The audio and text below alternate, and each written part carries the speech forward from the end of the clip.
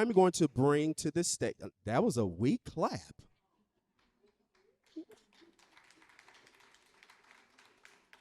I know this will be the last time I come to Detroit. I'm just joking. I see. I knew I'd get a laugh out of that one. All right. So I am going to introduce Miss Maria Watson. She is going to moderate our fireside chat.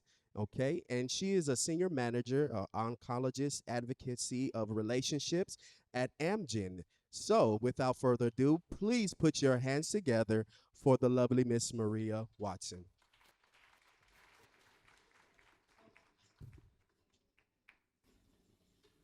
Hello, good evening. Can you guys hear me okay? Should I go in? Can you hear me okay? Okay, thank you all so much for joining me. I am Maria Watson. I'm the Senior Manager of Advocacy Relations at Amgen. I'm really, really excited to be here to see you all tonight. Thank you for coming out. We've partnered with the HEAL Collaborative to host 12. Oh, shoot. Is this better? Okay, sorry. I'm like a jolly green giant. Okay, is that better? No? Help.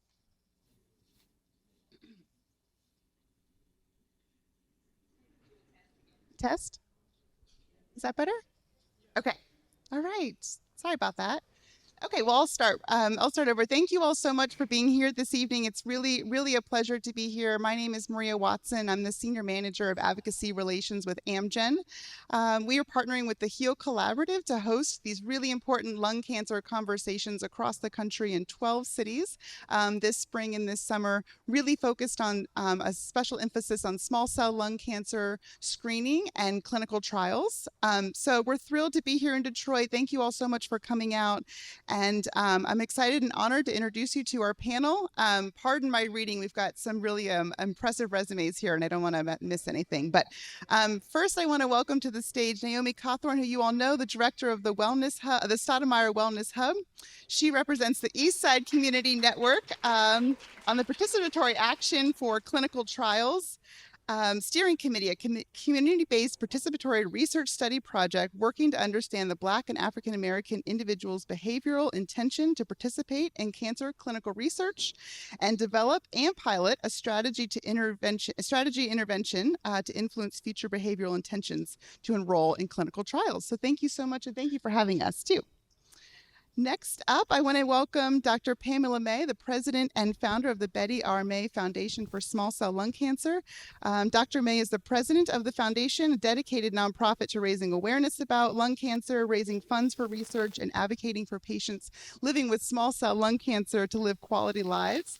She was a caregiver to her mom, who passed away from small cell lung cancer, and in the 20 years since has used her background and her experience as a former professor of communications and a speech language pathologist to fuel her work as a lung cancer advocate. Thank you so much for being here, Dr. May. And if you didn't know, we have a celebrity in the house, Miss Angelina Taylor, Miss USA World Universal Ambassador. She is a proud daughter, stroke and military caregiver, and world traveler from right here in Detroit. At the age of 17, a few months shy of graduating from high school, she lost her mom to small cell lung cancer, which has forever changed her life. Lung disease and lung cancer have taken away, in addition to her mom, her grandmother, her uncle, and most recently her eldest sister in 2022. She's passionate about advocating for caregivers and restructuring the care infrastructure, as well as spreading lung cancer and stroke awareness in honor of her loved ones. She's also been featured in the New York Times and the Tamron Hall Show. Welcome, Angelina.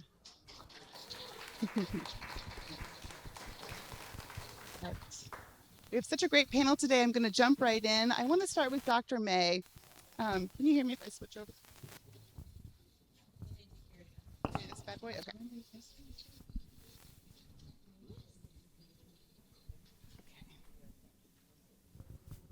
So, is that okay? You want to start with me? I'm going to start with you. Okay. So I'm so sorry to hear about your mom's diagnosis. We were just chatting in the back. It really is one of the toughest diagnoses I think anyone can hear.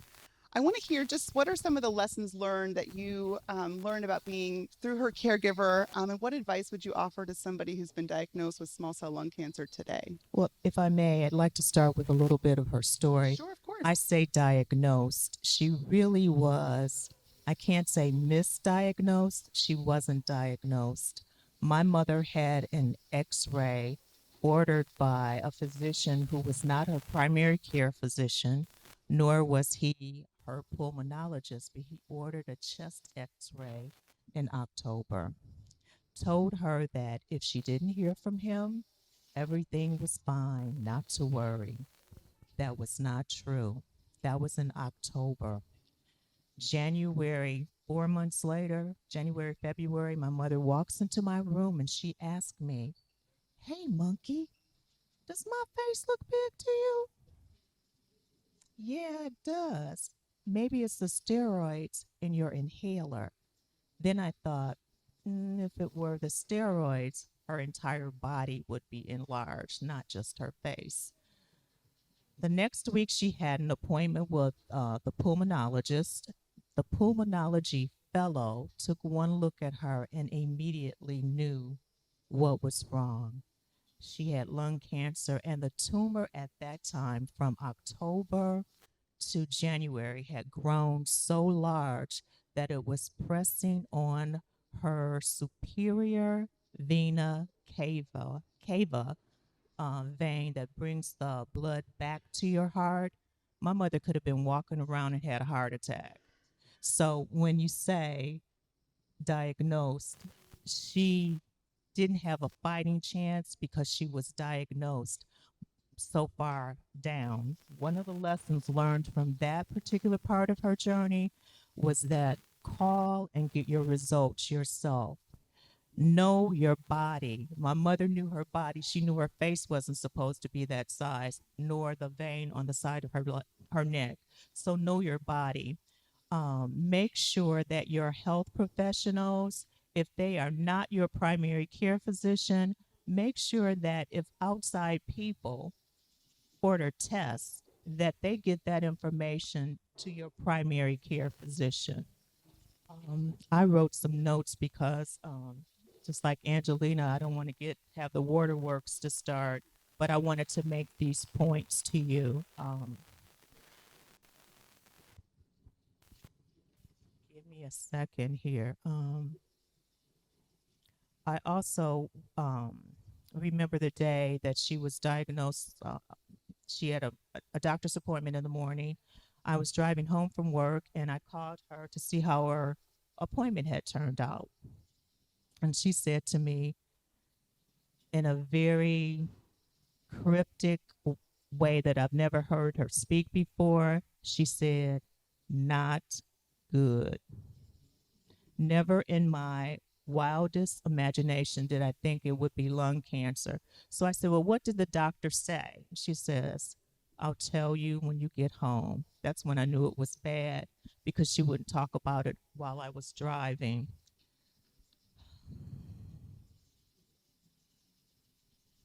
Um,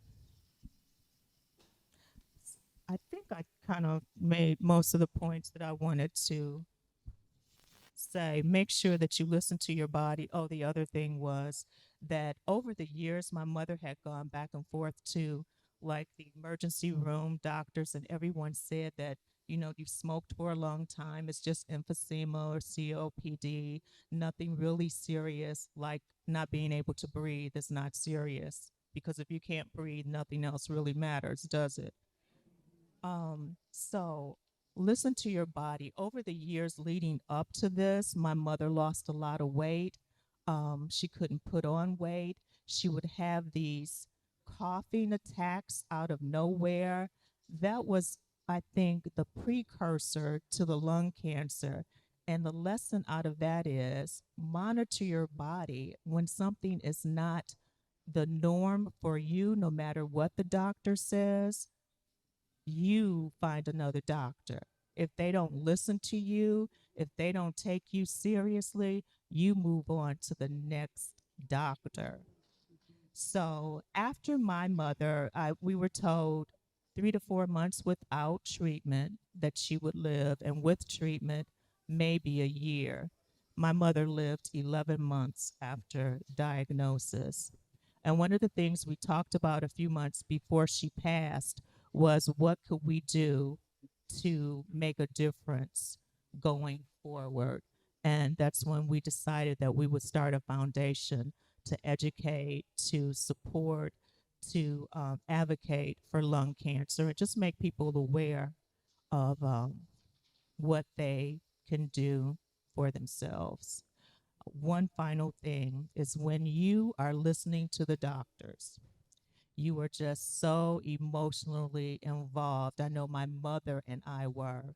So I had my cousin to come in and take notes because she would hear what we didn't hear and she would ask questions that maybe we didn't think to ask. So I also recommend that you have a third, not as involved, emotionally involved person to take notes. That's my story. Oh, that was Part of great. it. You covered all of the Is highlights. it? Thank Did you I? so much. Okay. You did. Wasn't sure. I think so many important points on knowing your body, knowing the risk factors for screening. Should folks be screened? We hear from small cell patients all the time. They're diagnosed in the emergency room or the urgent care despite having told their doctor, their primary doctor, about their symptoms, about their smoking history. They should have been screened. So really important points. Bring somebody with you to take notes, to ask questions, to advocate, to be kind of the sassy one, so you can just sit there and listen, but somebody can push on your behalf. So just advocating for yourself really is just so important. And I hope that Dr. Flanaz here, and he gives really great information, and hopefully that's something that you all can take to your doctor and asking questions about for you. Angelina, I want to move to you. You've also really been affected by small cell lung cancer and lung diseases in your family. Can you share more about some of the challenges that you and your family face through the different diagnoses that your families lived through? Absolutely. Thank you for having me here today. I hope that my story and my mom and sister and grandmother's stories will help to advocate for better care for lung cancer patients and their caregivers. So, for our story, my mom was 58, or no, she was 57 when she passed. She had me at 40. I was her surprise baby. So, you never think as a kid that um,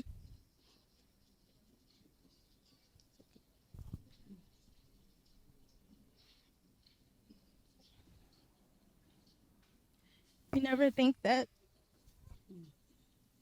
it's one of my sisters. Take You your never time. think that you'll see your parent, go before they reach, a certain age. And it really started with just this journey again of misdiagnosis, of not getting the right results from your care provider. I think it was months that we noticed that she had a cough, a lingering cough that wouldn't go away. The doctor that she was seeing would continue to um just keep prescribing like different cough medications or things that weren't clearing up her symptoms. And like my sisters and I, even though I was a kid, I'm like, hey, go to the doctor, go to the doctor, I need you here, go to the doctor. um I was an annoying kid. And then my dad also, he's like, hey, you need to see a different doctor, you need a second opinion because something's not right. The weight loss was obvious. She was on the petite side. She was only 4'11", not much that you can't really notice with the weight loss or changes in her physique. And so from there, it was a matter of pushing for the right tests. She finally got some x-rays and some testing going. And the way that her diagnosis was revealed to us is one of the reasons that I advocate for better care practices, because I'll never forget how the doctor just, they tell you that hospitals are research institutes and it's full of medical doctors and students that are just learning. To me, they don't do a lot of healing, they do a lot of learning and research. And the doctor came into the room with his team of interns and, grabbed my mom's hand and started talking about the clubbing of her nails and her fingers. And it was kind of like, what is he doing? Why is he touching mom's hands? And so my sister here started asking questions, hey, what are you talking about? And he just so bluntly put that, our mom had stage 4 cancer and was dying. And so there was not an empathetic moment. It should have been more of a, hey, as a family, this is what you need to know. This is what you can do. These are your options. We didn't get that. There wasn't a lot of, notice or empathy for the fact that, you have a kid in the room. You just pretty much told me that my mom's dying.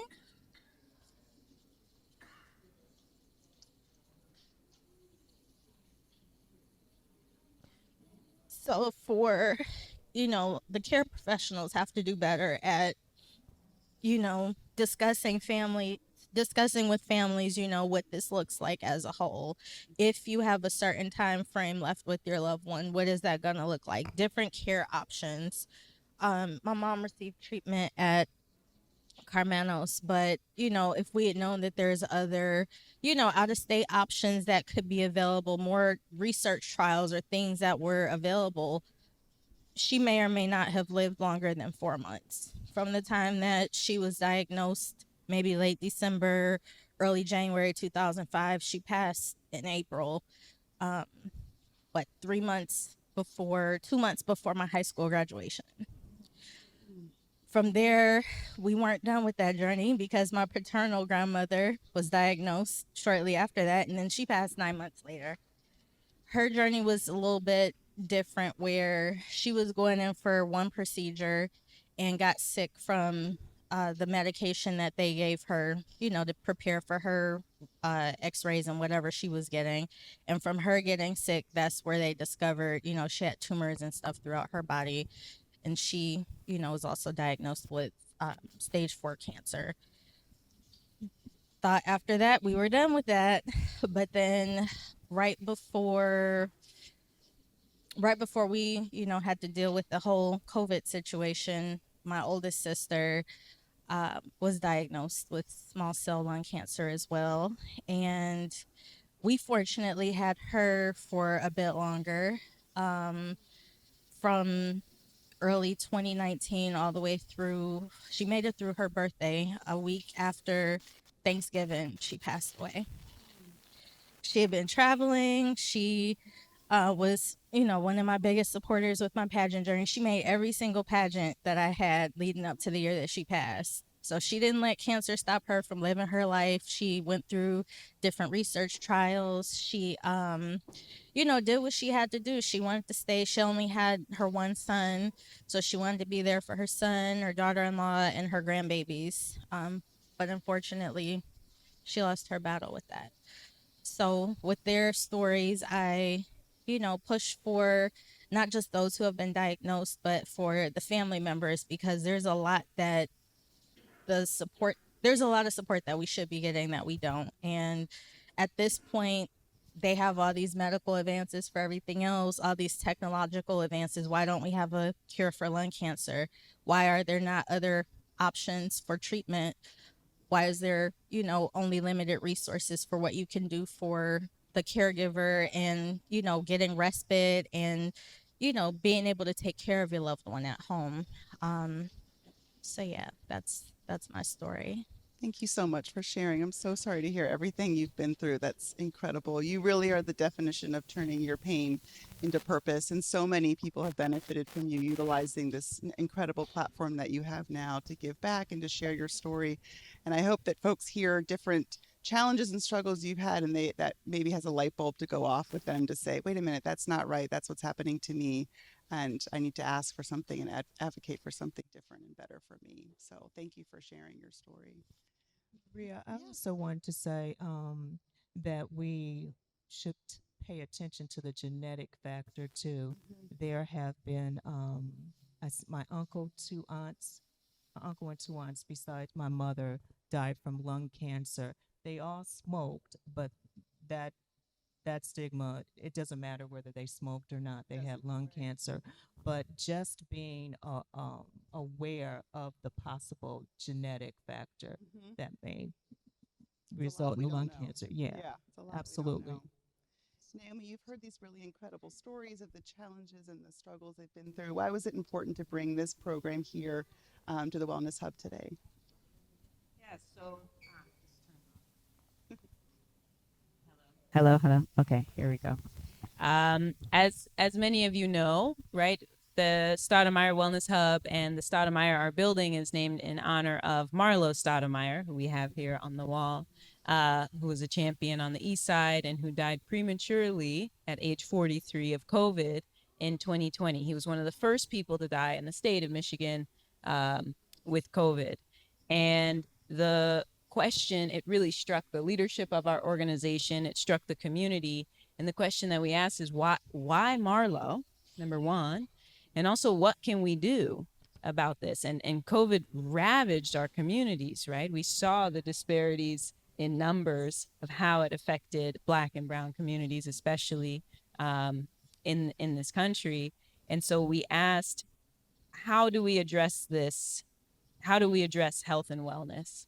And the really creative ingenuity of leadership said, you know, we have to address this structurally. It's not just that people individually need to get certain care or not. We're affected as a community. And so the answer has to come as a community and as an intervention that addresses and can impact as many people as possible. And so the idea of the Stoudamire Wellness Hub came to be. That's about the 9 dimensions of wellness. So we define wellness here as these interlocking circles, right, of all these parts of our lives, environmental, career, your emotional, your physical, all the things that make us us is how we define wellness. And so that's what fuels a lot of our programming here, is this idea of how do we become more well and healthier and more resilient as a community when these things do happen, because we know that there's enough tragedy in our community. And the question is, how do we stay together through this? How do we get healthier so that maybe we don't have to have these things come in and completely ravage our loved ones and the place that we love? And then how do we build power around that? And how do we make sure that people have what they need to survive and thrive, Yes. right? Yes. And so it's really without thinking that when you all came to us about this program that we said, yes, of course, this is great. Yeah. And it aligns with a lot of the work that we do, right? And the folks who know us know that we want to bring as much information that's actually going to be useful to you as possible. And that's why this was a good fit. That's the perfect segue to talk about how do we improve access and quality care, especially in the Black and African American community. And when I saw your bio, I thought you were the perfect person to talk about clinical trials, because we know that a lot of the issues, one of the biggest issues that we're seeing is that we need to better represent racially diverse patients in clinical trials. It's so important for data and new treatment coming out to understand how this works, what this looks like in the populations that it tends to serve.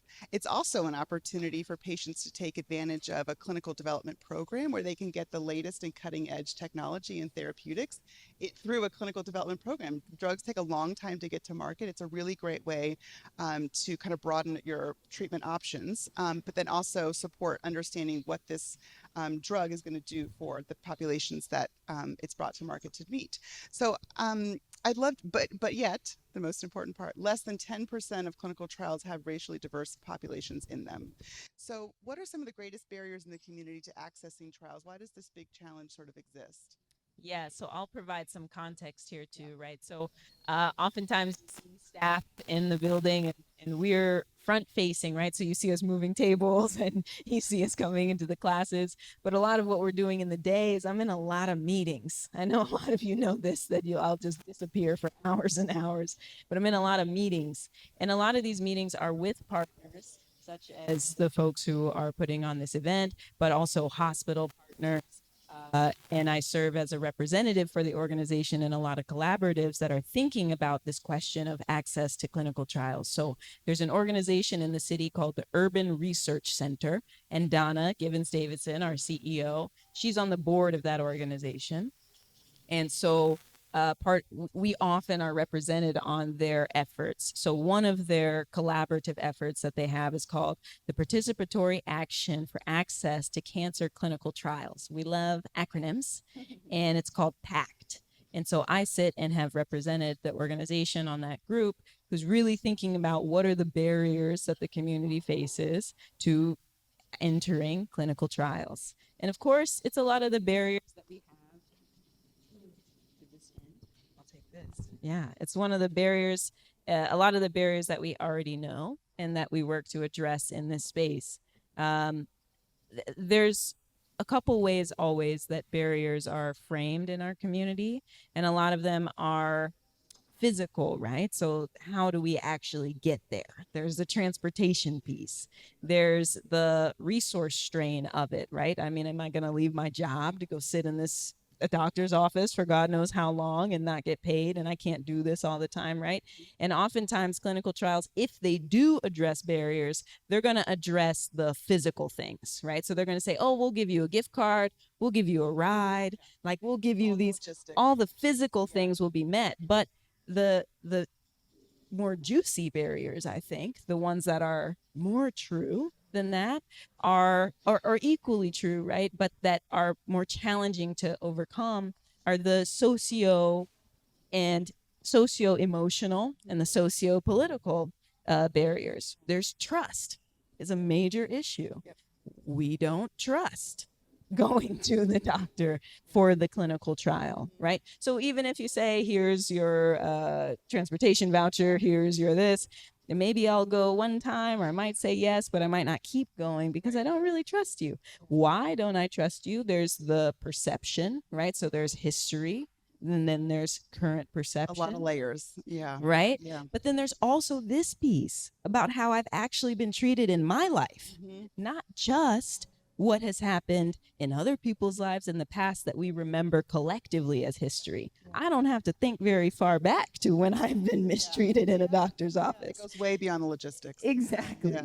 And so there's all of these layers that make it really challenging to access the clinical trials. And something that I really push in these meetings is that the barrier isn't always just the physical piece, and it has to do with behavioral changes that have to come from the practitioners, and community development organizations like ours really serve that role of advocating, because we see you all every day and we know what's good. And my family lives down the street. We're the same. Yeah. And so I'm advocating not just for the people that come in, but also for my family. Everybody because here. Yeah. we've experienced it. Yeah. Thank you so much for sharing, and thanks for all your work. Thank you for having us. We've got a lot of great content. So I just want to say thank you again to our panelists so much for joining me up here. We'll all be here afterwards, and I'll turn it back over. Thanks.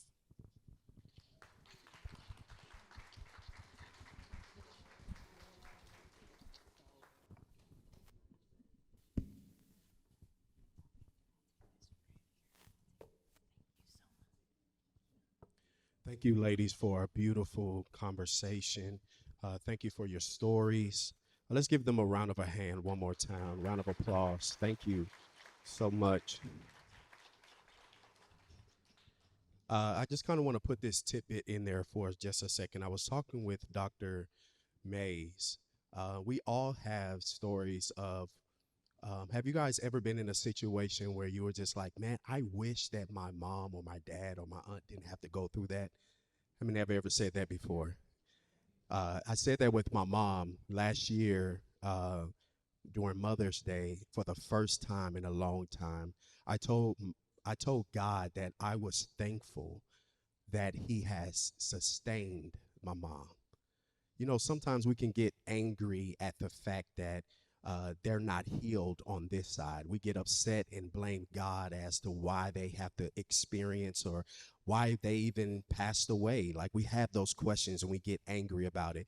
But she said something to me that really blessed my heart. And I want you guys to hear this, because that's what's happening in this room, and that's what's about to happen in just a few minutes. She said, although I wanted my mom to be healed, God sent so many beautiful angels to keep her and protect her. And that's what's happening today in this room. God has sent these beautiful angels to tell us about lung cancer and small cell lung cancers. And the gentleman that I'm about to bring up is about to go even deeper into this conversation. So I want you guys to not look at this as just as informative, but I want you to look at it as God has sent an angel. Because some of you all in this room have prayed. Can we agree? Some of us has prayed. Some of us has been upset and frustrated. Come on, let's be honest. And you came today because you really want some answers, right? God heard you. And so these beautiful angels that I'm about to bring to the stage right now are going to educate you and give you the things that you need. This gentleman that I'm about to bring up, I had the honor of meeting him in Atlanta, and he has a long title, okay? I want you guys to get ready. But Dr. Fanal, he is the Chief and Director of the Pulmonary and Critical Care and Interventional Pulmonary Medicine at Grady Hospital in Atlanta, Georgia, and Morehouse School of Medicine. He is going to educate us today about the lung cancer here, right here in Michigan, the disparities, the prevalence, the risk factors, the screening, the diagnosis, the non-small cell lung cancer versus the small lung cancer, and the stages. I really want you all to lean in. You remember when I said I want you all to take notes? This is when you start taking notes. Ladies and gentlemen, I bring to the stage Dr. Fano. So, we've been doing this for a while, and I've been into a lot of different events, a lot of different cities, having this discussion and trying to educate with respect to some of the healthcare disparities with lung cancer. And I've heard a lot of the fireside chats. Is this one freaking up? How's this one? I've heard a lot of the fireside chats before, but this is like one of the first times I've heard the discussions put together, everything that I'm going to try to get across in terms of a point for you. I have a big task in front of me in this to get you sort of a general understanding about lung cancer, because I think the only way that we can get past some of these healthcare disparities and get to health equity for everybody is through health literacy and education. Right? So I want to make sure we understand so that moving forward, you guys know what to ask, you know what to look for, you know how to move forward in both your courses, your cases. But thank you very much for those powerful discussions. Okay. If this goes in and out, is there another one that's a little bit better? Because I'm going to move pretty fast here. Okay. So what exactly is lung cancer, and specifically cancer? Okay. So I use a lot of pictures. We're going to go through this, but cancer, whether it is lung, whether it is breast, whether it's prostate, whether it's colon, is when you go from a normal cell and for some reason the genetics change, and it makes it grow out of control, right? So you're not likely to catch cancer from somebody else. You're not going to spread it to somebody else, right? But there's something in genes or something that changes the genes that makes somebody more likely to develop cancer. And it can be, like I said, lung, prostate, colon. But for this specific one, we're going to talk about lung and the different types so you have a general understanding. Because at some point, this cancer divides and grows and takes over other parts of the body. And then that's when you start seeing the bad effects of it. So two major types, and I want you to understand this. There is, and for us doctors, we've never been very good about naming things at all, okay? So there's two major types of lung cancer. There is one where the cells are smaller, right? And each one of the little purple dots, that's a cell, right? They're smaller, they're more compact, but the thing about this is it grows faster and it has a higher link to being related to smoking, okay? And then there's the other type where the cells are larger, each one of the purple dots. It doesn't grow as fast. It's much slower. There's a lot more different causes to it, but smoking still leads the way. Since they're not so small, we call that non-small cell lung cancer. So not very good. But the differences are important, and I'll tell you about that a little bit later on. But when we talk about the causes of lung cancer, we know, I think most people know, that the common causes for lung cancer, number one, is going to be smoking. About 95% of the cancer causes are related to tobacco use. But that's not the only thing. Okay. Number two in the United States is radon. Okay. So just quick show of hands. How many have heard of radon? Okay, great. I would imagine that you have. So for those that haven't, let me tell you exactly what it is.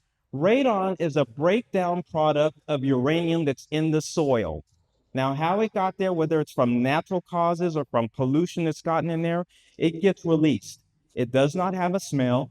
It doesn't have a taste. It doesn't have a color, but it's radioactive. And it comes up and it can get into people's houses. It's very prevalent in different neighborhoods. And I know in Georgia, I don't know about Michigan, but I know in Georgia, if I were to sell my house or buy a house, it has to be radon tested before it can be approved. So that has to be, information has to be out.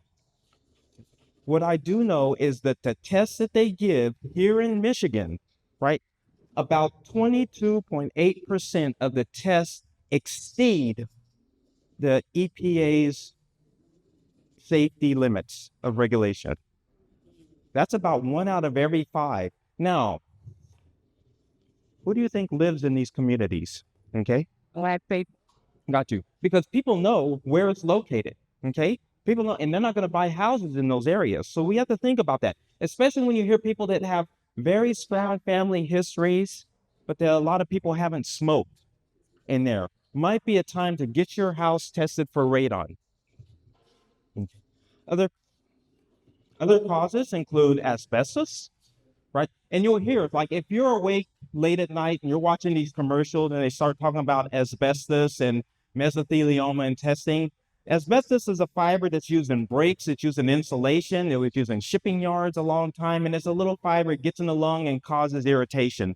And what happens is it doesn't break down. So over time, they develop cancer, which develops around encases the lung and kind of strangles it, right? So we know that relationship. If you have mesothelioma, you were probably exposed to asbestos. However, if you were exposed to asbestos, you're more likely to have lung cancer. Okay. And then there's the factories, the chemical factories, the plants, especially here in Detroit. And then there's just people who have lungs, right? Because there's a percentage of people that there's some genetics or family risk factors that will get you a higher risk for developing even though you haven't smoked. Okay. For our veterans, I saw a couple of veterans coming in. Who are our veterans here? I saw a couple of hats earlier. Thank you. My dad was a veteran. 20 years he spent in the military. During Vietnam, he was exposed. He was exposed to Agent Orange. Okay. And after that, even though he quit after 30 years, he still developed lung cancer. So those aspects. But the other thing about veterans that people don't realize is that smoking was more prevalent in the military, especially as you start in the late 60s and the 70s. About 32% of active duty military were smoking. And a lot of it was because they gave the cigarettes away for free, right? Or very reduced price. And it's still prevalent. About 20% of those retired are still smoking, which is higher than the national average. And about 50% were smoking if you were deployed overseas. I talked about Agent Orange, and then more recently we found out about the burn pits, the oil fires, and the chemical weapons and breaking those down. Those put our veterans at a higher risk for that. Try that one? Okay. We'll try this one. So how and why is lung cancer bad specifically for Blacks? Okay. All right. So when we start talking about health disparities and the differences, okay, the first thing that comes to everybody's mind is race, right? A little bit comes in the way. It's not racism all the time, though, right? There's so many factors. And what I thought about this a long time ago, I divide up into health, our health, and health care. And the health part means environmental stuff. What are we exposed to? Whether it's tobacco smoke, whether it is radon, whether it's asbestos, whether you've had other exposure in chemical factories that'll come play a role. So that comes out of the environment. And the other thing is biology. And when I talk about biology, not everybody's body is the same as others. And we know our population's bodies are different and react to different substances than others. And I'm going to show you that in a second and how and why that's real. So that's that biology. And then we talk about healthcare, and it's on two sides.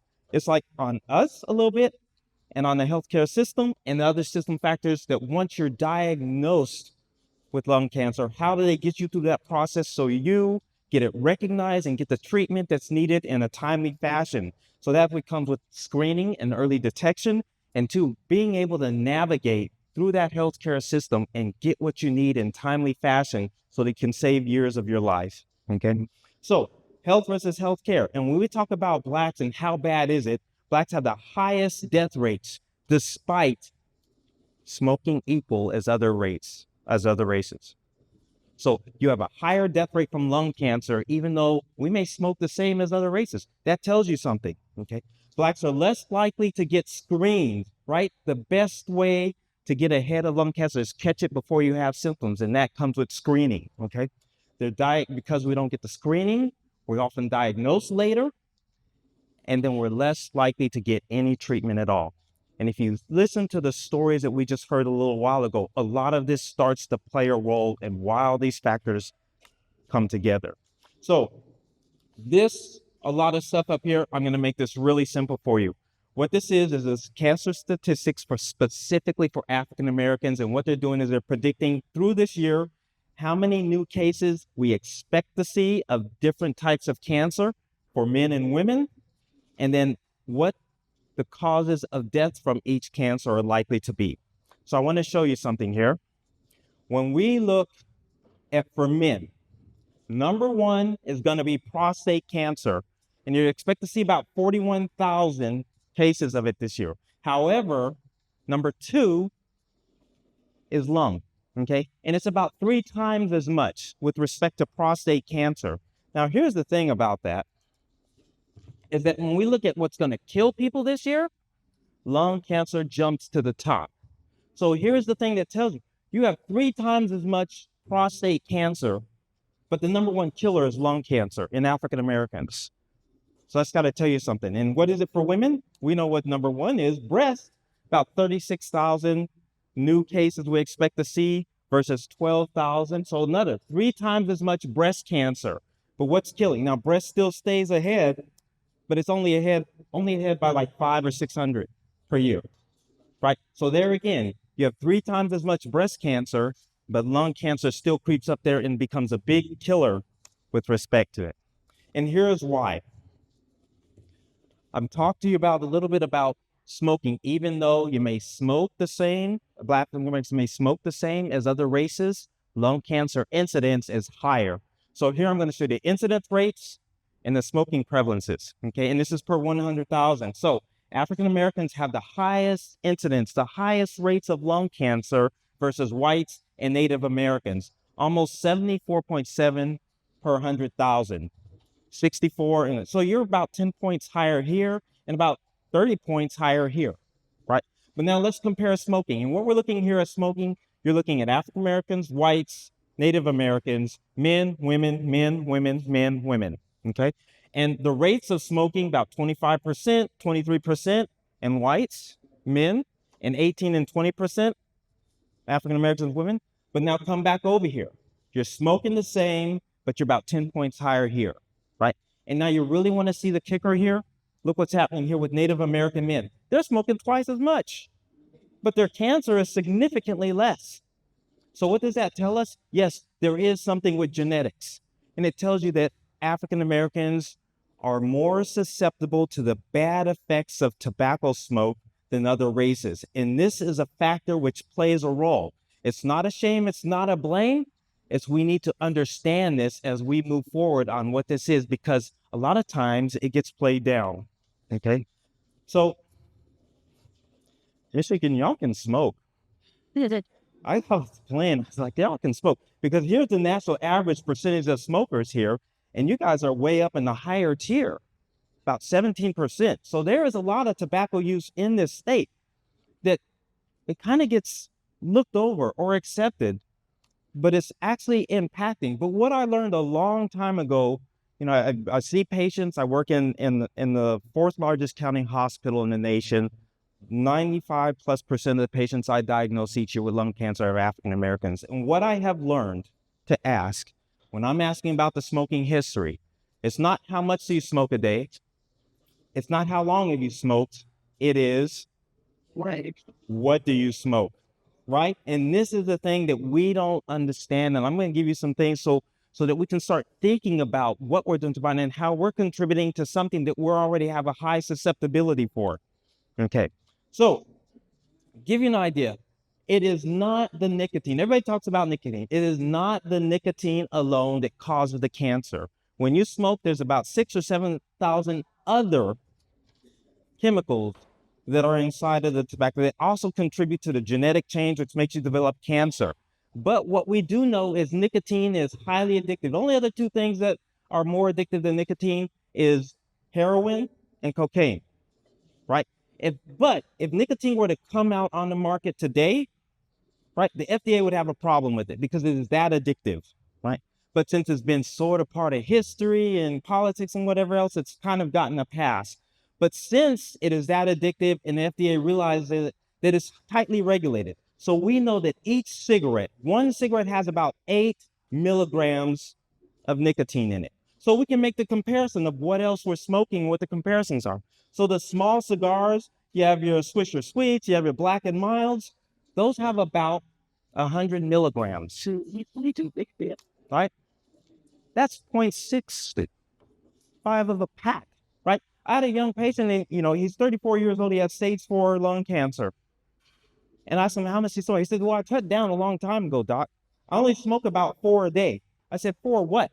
He said, 4 Black and Milds. I said, do you understand what you're doing? You're like at a pack and a half, almost 2 packs a day. Right? So we don't realize until we have this knowledge of what we're doing and what we're putting in our bodies and how much of what the impact it's having. Okay. And then the large cigars, they have about 200 milligrams of nicotine in them. So the equivalent of cigarettes is about 25 cigarettes, right? That's a pack into, and it's kind of, well, we're going to go to the cigar bar and we're going to have 1 or 2 of these and whatever else. But it's that exposure to the nicotine which keeps you coming back despite all, because it gets in and it's very addictive very quickly, especially for the younger generations. Okay. So now what's happened now is the stigma of cigarette smoking, whatever, has kind of pushed it down. It's not so acceptable, and it hurt the tobacco companies. So what did they do? They made these other little pods and e-cigarettes and whatever else, but there's still the comparison of the amount of nicotine that comes out of it that gets you keep coming back. So we take 1 pack of cigarettes, which is 20 cigarettes, and we look at the little Juul pods, right? The equivalent there is 41 cigarettes in one of those Juul pods. Okay. And think about the kids that are going out and they're using this, and then they're getting that much nicotine, and they'll go through a pod or 2 of those a day. You've seen the big plumes of smoke that they're blowing, right? And that's just that continued drive of having the nicotine. You look at the puffer bars, that it happened. This is what bothers me about the menthol flavored ones, because it makes it smoother and you don't realize it, but you're getting about 50 cigarettes there worth of nicotine, right? And then this is the killer, because you go through a pot of that in a day, you're getting about 90 cigarettes, right? And there are people that do that, or maybe 2 of them. Okay. And they market.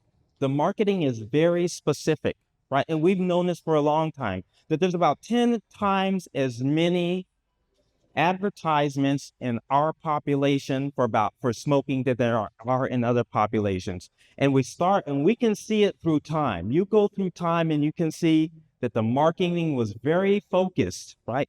And then it didn't stop, right? Because when vaping came, they still target the young population, get them addicted, and then eventually they'll run out of money and then they'll go buy cigarettes, right? And it continues on. And this marketing is intentional, and it moves us through. And it's everywhere, here in Europe, everywhere. Okay, right. Hookah bars. You guys feel those around? Yeah, everybody thinks it's kind of real cute to go out to the hookah bars, and it's worse than smoking a pack of cigarettes if you go for a session. The sessions are usually about 1 hour, okay? And you get a bunch of people that are kind of standing around or sitting around, and they have this one thing, and it's kind of gross, like they're passing this around, and there's all this smoke in the air, and they're blowing whatever, and each person gets about 200 puffs per session, okay? That's equivalent to about 100 cigarettes a session. And this is the socially acceptable, we're going to hookah bar and whatever else, right? And so in one session, one person's getting about between that directly that they're taking, the secondhand smoke, about 5 packs, right? And so this is the things that we need to understand about what we're doing to our bodies and how it's contributing to what we're developing. Remember, you have to ask, what do you smoke? Okay, so in the past, he says, oh, I smoke a little pot. It's not that bad. You're not going to get cancer. We now know that you do get cancer, and it can be a little bit worse because you roll it yourself, and people are rolling nice and fat, and they're not putting any filters in there, and you're just getting the raw stuff out of there, right? And it's just causing inflammation. Now we know that if you are a heavy marijuana user, that you have a twofold chance of developing lung cancer in your lifetime. Okay, so you want to know what's a heavy user? 50 times in a lifetime in this study, right? I know y'all are looking like, okay, we know people that I get 50 times in a week, right? You got it. It doesn't matter what you roll it in. You inhale it, it's getting cancer. So, right. So now you have an understanding and so many things that are accepted, so many things that we're looking at that we don't realize exactly what we're doing and how it's impacting our bodies. The people who are more susceptible to the bad effects of smoking, how that's contributing to what we're seeing. So the only way we get ahead of this is to get screened, right? And I mentioned that, right? Because you heard the stories. And this is what was so powerful. As I'm sitting here, I'm listening to the stories and it's talking about the symptoms, right? We know that by the time people have symptoms from developing lung cancer, that 3/4 of them are beyond treatment or cure, or beyond getting a chance of getting good treatment cure. So by the time you have the cough, you have the shortness of breath, you have a pneumonia and you go to the doctor and give you antibiotics and you go back and the pneumonia's still there in the same place. You're coughing up blood. You're losing weight. You heard the story. You're losing weight no matter how much they eat. They can't keep it on until the point where they don't feel like eating anything at all. Or you have back pain and shoulder pain. By the time you have any of these symptoms, it's late. It's very late stage. So the best way that we can get ahead of that is to get screening. And screening is very easy right now, okay? And the goal of this is to check for lung cancer before you have symptoms. And so let me explain to you why. All those other symptoms, you're able to sense that something's there and something's going on. But here's the thing about your lung. I'm gonna give you this anatomy class you're gonna understand. On the edge of your lung, so here's a CAT scan, here's your heart, this gray stuff, this is your lungs, okay? On the edge of your lung, there's a lot of nerves, right? You ever see someone break a rib, right? They're in excruciating pain because the edge of that lung and the edge of that chest wall is sore. On the inside of your lungs, your bronchi, there's a lot of nerves. You get the cough, you get the sore throats and whatever else. But in the actual tissue of the lungs, there's nothing. So if a little bitty lung cancer right here starts growing, it starts growing undetected. So the only time we can get ahead of finding that little thing is to start screening ahead of time. So we found that if you get a CAT scan as part of the screening versus just getting a regular chest x-ray, you got about 20% lower chance of developing lung cancer if you're a person at risk for it, right? And if you continue to get the screening, they found that by getting screened, your chances of dying from lung cancer decreased by 25%. So screening is important, but who should be screened? I saw a few taking notes and taking pictures. This is what you need to know, right? If you are between the ages of 50 and 80, if you have smoked what we call a 20-pack year history, okay? And what that is if I smoke 1 pack a day for 20 years, that's 20-pack years. If I smoke 2 packs a day for 10 years, that's 20-pack years. If you are above that, you should look towards getting screened. If you know somebody that's there or above that, you should tell them, hey, why don't we get screened? Don't shame them.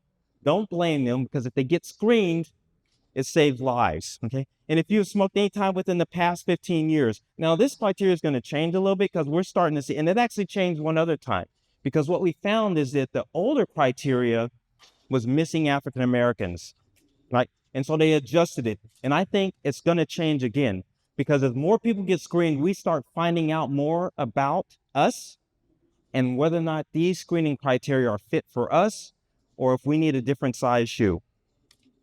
Okay. Screening for Michigan, I'll give it to Michigan here, because here's the national average, which is about 4%. About 7% of the people who are high risk and should be screened are getting screened. So you're above the rest of the nation, but you're missing 93% of others. So we need to get the message out. If you meet these criteria, you should look into getting screens, okay? And does finding early cancer improve the survival? Well, you've heard the stories, right? If you can find lung cancer before it's spread to other bodies, other parts of the body, before it's taken over, before you've lost weight, then you have a better chance of surviving, okay? But let's take a look and compare what happens, these disparities between blacks and whites. So this is what we're looking at, and I'm going to tell you how it's divided up. We're looking at what stage were the people when they were found to have lung cancer, okay? And the way we look at it, is it localized? Is it in one spot, right? Easiest to treat, okay? Well, is it in one spot? And maybe you had a few lymph nodes still in the chest, okay? And the other was, had it spread to other parts of the body. And right, we're going to look at blue as whites and the red as blacks. And if you can look at this, you'll see that blacks are less likely to have lung cancer found at an early stage. In the regional stage, where it's about the same, but they were more likely to have it discovered when it's late stage, when it's already spread to other parts of the body. Because we need to know, we need to get screened, we need to know what the risk factors are and pay attention to that. Okay. If we look specifically for Michigan, these are your numbers here. The dark blue are whites, the light blue are African Americans. And if we look at who's likely to be diagnosed early, whites are more likely to get diagnosed early, almost by like 5%. If we look at who's likely to get surgical treatment, so if you have lung cancer and you catch it at that early stage, right? And especially for the non-small cell, you're more likely to survive if you can get it cut and out of the body, okay? But if we look at this, blacks are less likely here in Michigan to get surgery with curative intent. We're planning to cure you by getting it out of the body. And who's more likely not to get any treatment at all? Okay. I don't even need to show you. Almost by 6%. Blacks are less likely to get any treatment. Any treatment.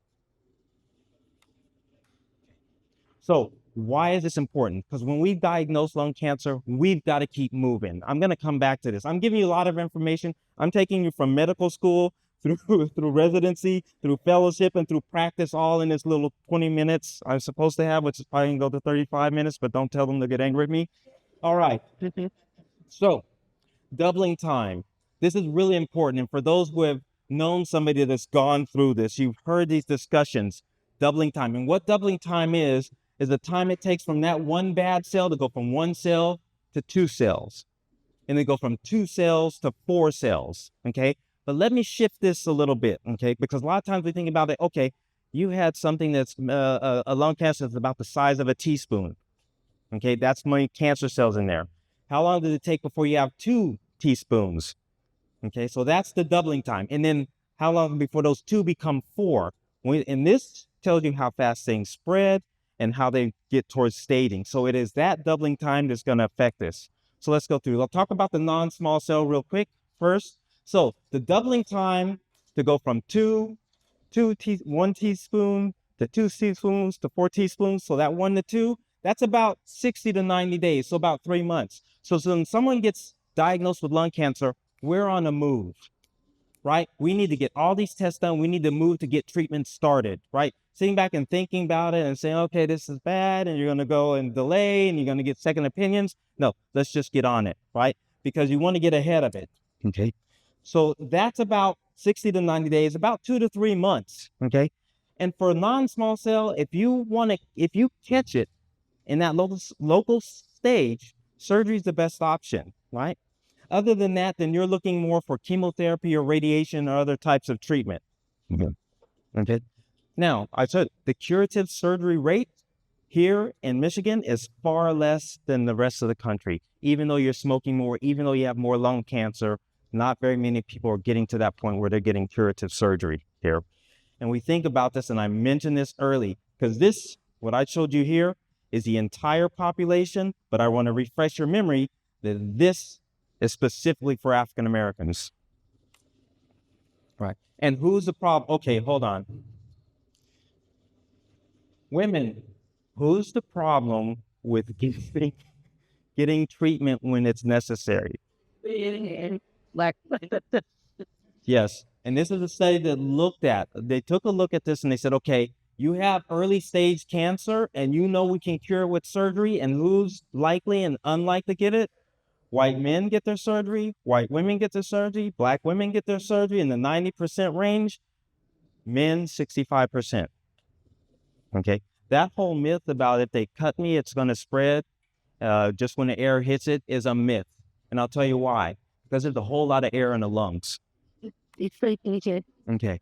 So let's talk about small cell, because remember I talked to you, this one grows fast. It is the most aggressive, right? So this doubling time where I go from 1 teaspoon to 2 teaspoons, and then I go from 2 to 4, and then I got a cup size, 30 days.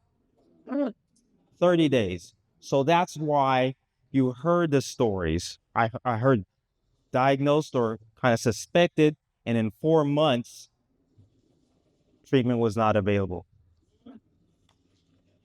Right. We divide small cell because it's different, because it's so aggressive. We divide it. Is it in one spot contained to one lung, or is it extensive and it's in the other lung or other parts of the body? Right. So it's either limited or it's extensive. When we talk about limited, you just have one bright spot. That's the area. Or within 30 days, 40 days, 60 days, you wait 2 or 3 months and it's spread to other parts of the body. So with this, the standard treatments usually are chemotherapy or radiation or a combination thereof. All right. But even with that, this is the most aggressive type. Okay. Only about 5 to 10% of people diagnosed with it are still alive in 5 years. Okay. And the survival, when you have that extensive stage where it's already spread, even if you get current treatment, your lifespan's about 6 to 12 months. Okay. And you heard the stories. And this is what was so moving when I was listening to the stories, because it's exactly what I was telling. They experience exactly this. Okay. And even those that are treated, only about 10% after 2 years of getting treatment remain disease-free. Right? It tends to recur, come back. Now, there are new treatments out there. Clinical trials are going on. You'll hear about that a little bit later, about immunotherapy, where they start to alter your immune system to help fight a little bit. And you're going to hear about that, right? The Stoudamire trial, right? Those are showing some promise here, and you're going to hear about that, okay? But the only way we're going to get to be a part of these is we get into some of these clinical trials, right? And we know the past, right? We're going to talk, you'll hear about Tuskegee. It's not Tuskegee. Don't disparage the institution, right? The United States Health Service did that study, okay? But what we learned from that study, it was bad. But what we learned from that study and what came out of that is tighter regulation, tighter oversight, safety protocols, so that when you become part of a treatment therapy, it's not the placebo, the sugar pills, or they're just going to watch the natural progression of the disease and I'm never going to treat anymore. No, there's safety measures monitoring that.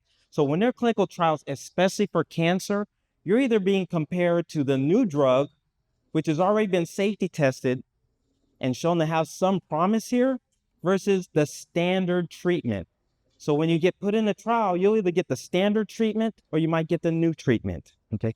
And what we do know is by participating in these clinical trials, we start to realize exactly how some of these treatments, some of these studies to find cancer impact us. And so that gives more information, because the problem with some of this is if we look at how many, and these, especially for the cancer clinical trials, 83% of the people participating in them are white. Only 6% are African Americans. So when they come up with, oh, this treatment works great, we don't know what it does with us because that information is not out there. We don't know what the side effects are. We don't know what the cure rates are. If we participate more, we can figure out whether or not it's going to be good for us or not good for us. And for those that are underinsured, may not have any insurance, if you get in a clinical trial, you may get your treatment very low cost, if not free. Okay. And this may actually extend your life.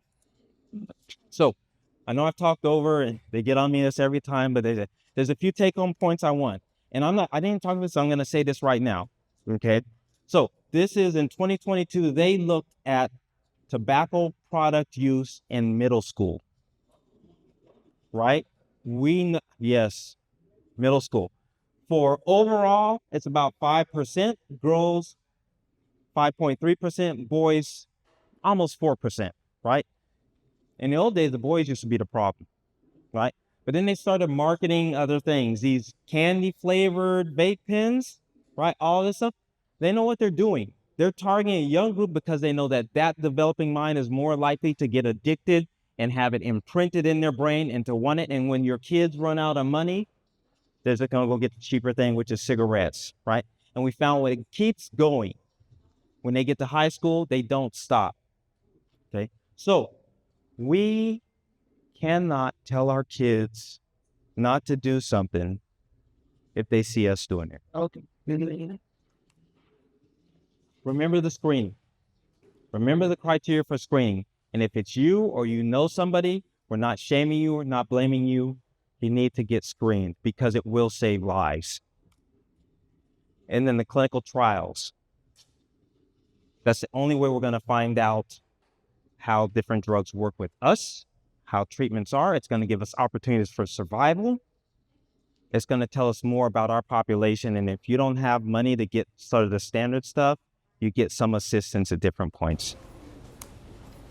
And with that, thank you.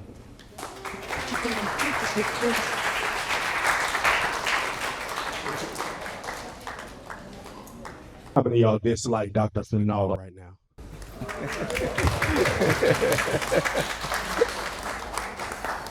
Y'all clapping. I said, how many of y'all dislike? See, you got to pay attention. He called it. All right. Y'all ready for your test? All right. Here's the test. I'm going to go all the way back. 95% of people who are diagnosed with small cell lung cancer comes from what?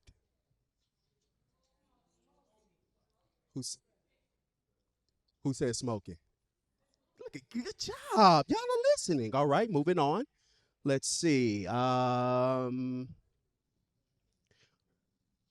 For prostate cancer in men, what was the number? What was the amount? What's the thousands that new cases that they find for prostate cancer in men? Say it again. Come on, somebody's paying attention. Good job. All right, here's the hard one though. This is where we all stop liking him. To smoke a cigar, how many packs of cigarettes are those? Black and Milds, hookah. Come on, mama. You got it. All right. So, come on. Y'all giving me accuracy. I love it. Y'all doing your homework. Now, I don't want you to write this information down and keep it to yourself. As you all can see, our middle schoolers. I'm a former youth pastor.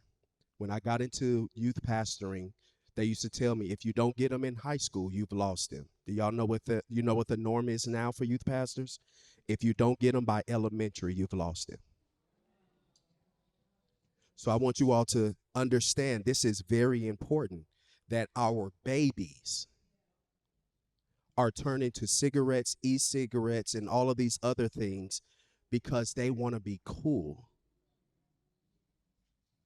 You have the power of influence. Every last one of you all in this room. So I'm off my soapbox. Thank y'all for listening. Merry Christmas.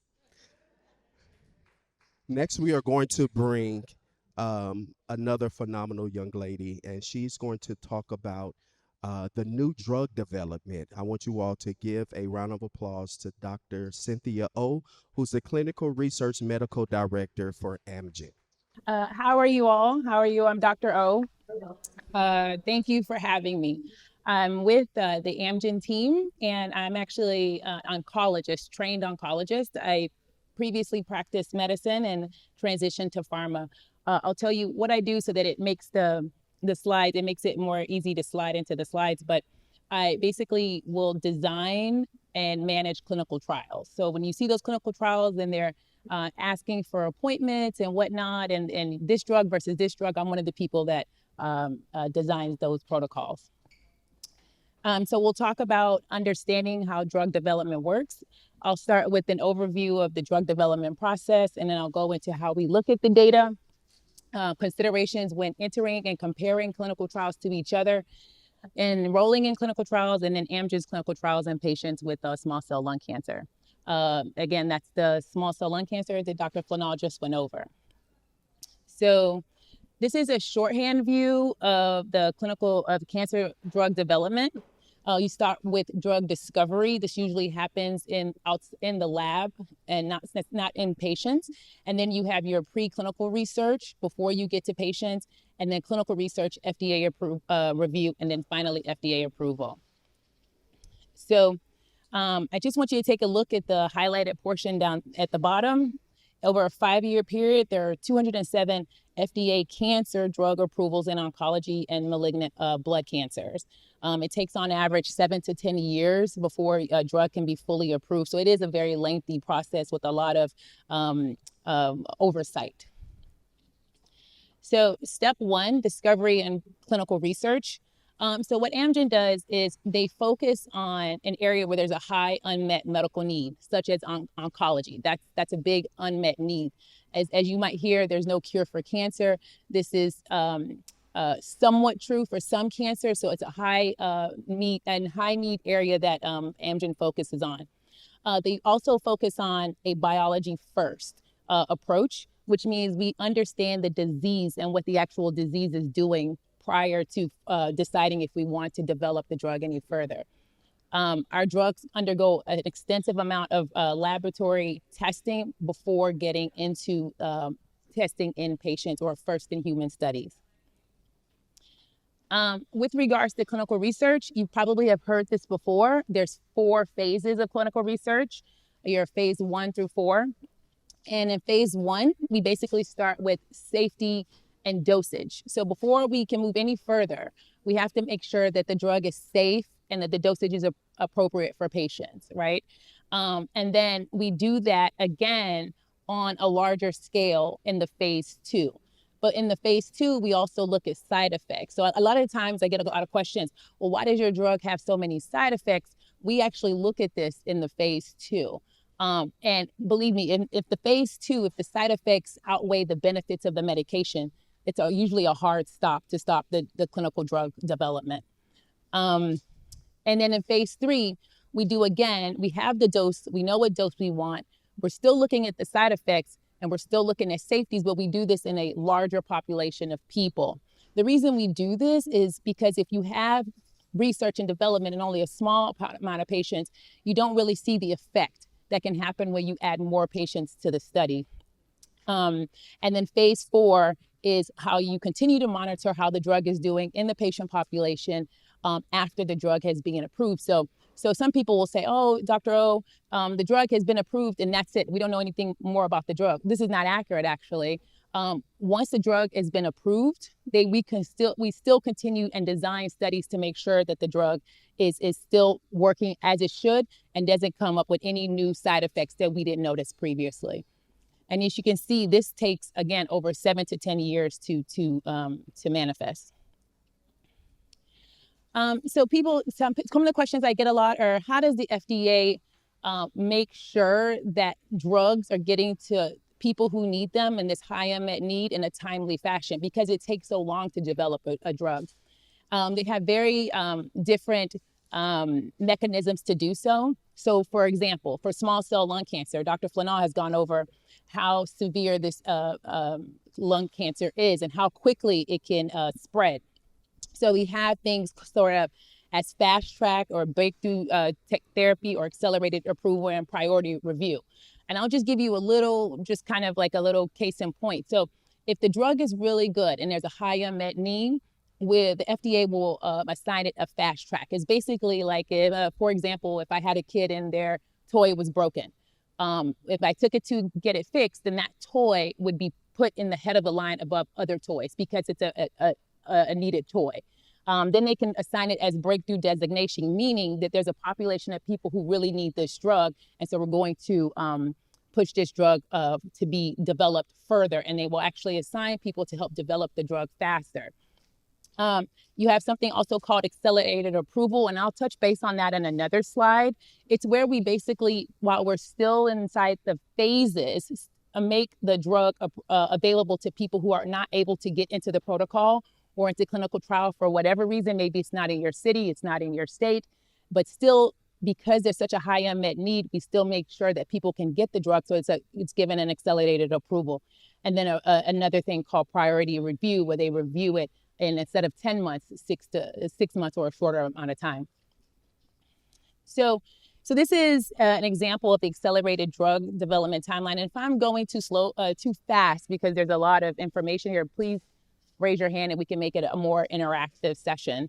But so this is an example of accelerated drug approval timeline. And if you can see, I don't know if my cursor works, but if you see, the main take home point is you can be in a phase 3 protocol. We can be doing a phase 3 clinical trial, and then the FDA can approve the drug, making it available for people who may not necessarily meet the strict guidelines or criteria to get into the clinical trial. So, I want to make sure that that's clear, because what will happen is sometimes you'll go to your doctor and they'll say, oh, we don't have a clinical trial for you. Well, then you can ask, well, did the drug have an accelerated approval? Is it still available even though I don't qualify for the clinical trial? So sometimes there's a way to get the drug without necessarily being within the clinical trial. So how are the data analyzed? The FDA basically has a group of statisticians, doctors like myself, pharmacologists, chemists, who look at all the data from before the first in human studies forward. And what they do is they collect all that data. All that data is sent to the FDA and they review it. Then there's a marketing application submission, and the FDA may bring on expert advisors inside or outside the FDA to come in and look for further recommendations. At that time, the FDA will now assess, do the benefits of the drug outweigh the risks? And if so, then they get a marketing approval decision of yes. So when I used to practice, often what I would get is, why don't you put me in this clinical trial versus this clinical trial? And this slide is very important because, as Dr. Flinall mentioned, some clinical trials will have the standard of care versus the new drug that is being developed. But you don't want to compare that to another drug that maybe has a variation of the standard of care as compared to their new drug, and compare the two. There are very small differences between clinical trials that may make one clinical trial appropriate for you versus another. So it's always good to advocate for yourself and ask the physician, well, why is this trial not good for me versus this one, And we see what they say, see what the intricacies are, because and hearing that you give two things. It gives you more insight to why this physician is picking this for you. In addition, it can also help the physician to recall information that may be addressed by picking one clinical trial or another. So possible benefits of joining a clinical cancer trial. Dr. Flinall did touch base on this. I always tell people with the clinical trials, as I mentioned, it's standard of care. It's what's already out there that has been tried and true versus the new drug. So you might be in a situation where you were going to get that drug anyway, but the option to get the new drug that is thought to be better would be available to you. You may be able to advance your other people's disease by being in the clinical trial and also helping yourself. Like I mentioned, you can get a treatment that's outside of the clinical trial. And then it increases your treatment options and supportive care, as sometimes these clinical trials come with supportive medication. Because we structure and design the clinical trials in such a way that we need to have close monitoring of everyone who's on the clinical trials, it is a way to ensure that that you will see your provider much more than you would maybe if you hadn't been in the clinical trial. We ask for a lot of information so that we can make sure the drug is safe once we get to approval. And sometimes, depending on the study, there are ways to get some of part of your care paid for. So some of the risks, if I talk about the benefits, I also have to talk about the risks, there may be an unknown side effect of the drug. With that said, we have multiple appointments so that we would hope to catch these early. But it's important, if you're going to be on the clinical trial, that you have a rapport with your physician to make sure that you tell us what those side effects are, so that we can make sure that they don't affect you to a significant degree. The new treatment may not work, and that's just the reality of the situation, and it's helpful for us to know, right? Because if we have a clinical trial where we don't have a large population or a diverse population of people in the clinical trial, and we don't notice a pattern that it's not, for example, working in a certain demographic, then if we approve that drug and then put it out there, then we won't catch that information. But it is a risk that the treatment may not work for you. And if that is the case, then you would be pulled. Your doctor would help to make sure that the next treatment you receive would be appropriate for you and it would hopefully work. You may need to have more visits and testing, requiring more time and travel. That can happen on both ends. And if you take part in a randomized clinical trial, and when I say randomized, what will happen sometimes, and I've gotten a lot of feedback on this, is sometimes to make sure that the data is accurate, you'll have to make sure that the patient that when the patients are enrolled, that myself or the patient doesn't have a choice where what treatment arm they go to. And so they will be assigned a treatment arm. So nobody is in control to what side of the therapy that the patient is on. The reason this is done is to make sure that the data is accurate and fair, that there's no bias when people are being assigned to a treatment arm. Now, people will come onto a clinical trial and say, well, I want this drug. And that may not happen. And I've seen it happen, and it can be very discouraging, to be fair, to be honest. I would say to that, that you all, like Dr. Flynn said, and like I mentioned, your trial will always have the standard of care, which you would have gotten anyway, versus whatever drug they're trying to develop. And then if you're not on a clinical trial, insurance may or may not cover the cost of all clinical trials. So how can you participate in a clinical trial? There is actually available online a website called clinicaltrials.gov, where you can basically put in your cancer and it will give to you all the clinical trials available for that cancer. In addition, you can narrow down or filter to what state or what university or what hospital is available to you. These two websites here also can will provide information on how to join a clinical trial. But I always say, always ask your provider, is there a clinical trial for me? And then I would personally supplement that with going to clinicaltrial.gov and looking for my personal diagnosis and going from there. So Amgen, Dr. Flynn talked about tarlatamab. I'll call it Tarla for short.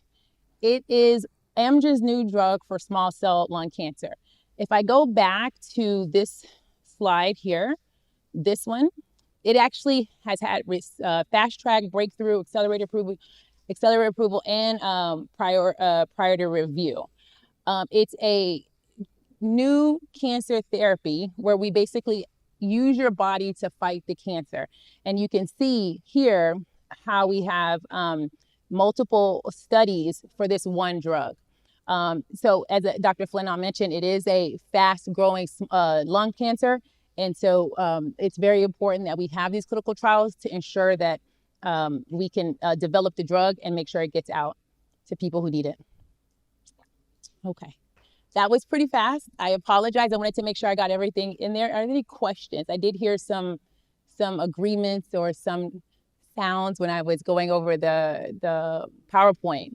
Any questions at all about drug development? Yes, dear. Oh,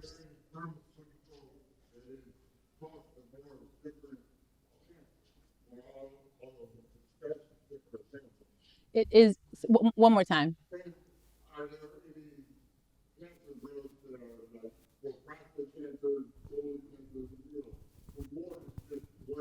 Yeah. So Amgen is just one of many pharma companies. We actually have multiple cancers that we cover with our clinical trials and our drug development.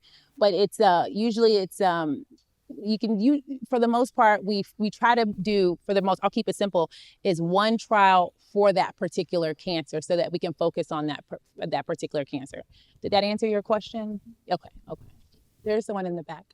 I have tried to do a research study. Oh, thank you. I have tried to do a research study, but because I'm not a non-smoker, but I've been living with smokers all my life, and I have not been diagnosed with anything from my doctor. But as I have heard, we all know when something is different with our body. Even though they might say that they can't find anything, you know that you can't walk that same block that you might have walked a month ago, but they still don't see anything, and they keep saying, I don't qualify, you don't qualify, you don't qualify, simply because I don't smoke or never have smoked, and I have a lot of problems with that particular issue. Okay, so just to summarize, you have tried to go for a clinical trial and they tell you that you don't qualify because they. Yes. Okay, so so as I mentioned, we design the clinical trials to make sure that we encompass all the patients who need treatment on that clinical trial, who can safely get treatment on that clinical trial. Those are the purposes of that questionnaire. So if you don't qualify based on that questionnaire, not all is lost, okay? What I would do, I would talk to your provider or your physician to see what else is out there. Or, especially if they haven't made a diagnosis. But if they have made a diagnosis, that clinicaltrials.gov website that I mentioned, you can go there and even put your diagnosis in there and see what's available in your city and your state. Did that answer your question? Yes, ma'am. Thank Okay. you very much. Okay. If you think of any other questions, myself and Maria Watson from Amgen will be here afterwards. Thank you. Let's give Dr. O another hand. Thank you so much.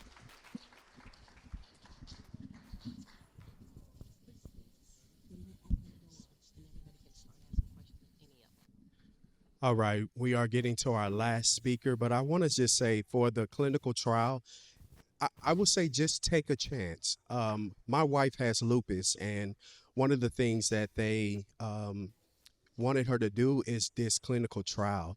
And we had all the questions like, what is it going to do? Is there any type of um, um, risk factors or anything like that? And, they gave us the comfort that it is just a trial, and they necessarily did not tell her if she was getting the drug. So he wouldn't say, oh, it was the drug who did this. But we did it, and it was so beneficial for us, for my family. So if you're out there and you're like, do I need to do this? Man, it's a trial, and I think it's beneficial for your life. Okay, just if you don't get nothing else, it's beneficial for your life. Okay. All right. And then last but not least, we're going to bring up, well, let's give Miss Cynthia another hand. Thank you so much. All right. Last on we have this amazing young lady that I had a great chance to get to know for the last 30 minutes. It's been beautiful. She reigns in Albany, Georgia. She is the Director of Quality Comprehensive Program and Services Oncology Service Line at Phoebe Putney Memorial Hospital in Albany, Georgia. She's going to come and she's going to talk about expediting care and support for small cell lung cancers. Without further ado, ladies and gentlemen, let's give it up for Miss Ursula Matthews. um, expediting your care, navigation, and advocacy. I know that we've heard a lot clinically, we've heard a lot from our medical professionals, but I really want to just bring it back home to surface level. So let's talk about us for a minute. Let's talk about what we know about our healthcare journeys.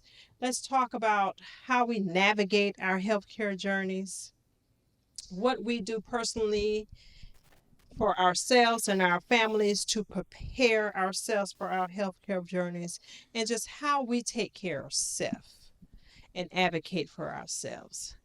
I'm going to start with navigation, and I'm going to try to work it a little backwards for us. We've heard all of the experts talk about the lung cancer, small cell, non-small cell, clinical trials, the smoking, the side effects, and how we get these diseases. But once we've heard that diagnosis, then what? What do we do then? How do we navigate that in our healthcare systems? Who do we call? What do we do?